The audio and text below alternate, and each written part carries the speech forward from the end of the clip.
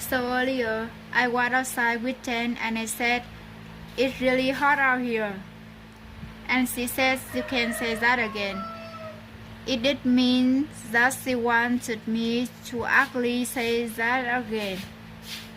It was a phrase we use in English when we agree with someone. It's about 31 degrees here, which is quite a bit different than a few weeks ago when it was snowing, and it's a little hot. It's not overly hot, but it's not what we expect at this time of year. You would often, when we have a bit of heat at this time of year, people say, "Wow, really hot out here." And then people might reply and say, "You can say that again."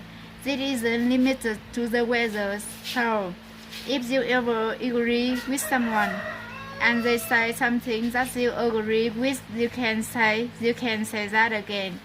And again, it doesn't mean that you want them to say it again. It doesn't mean that you want them to say it twice. Sometimes people do this for fun or to be funny. But when you say "you can say that again," it simply means I agree with you.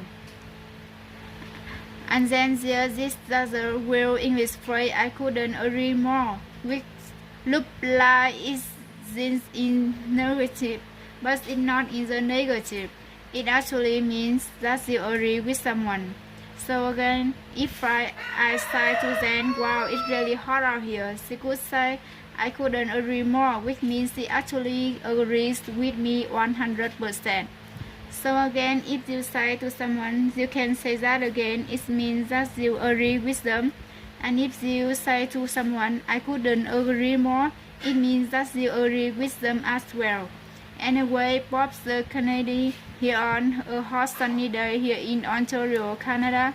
We're not quite used to it, but we will get used to this weather eventually. I know for some of you, it's way harder.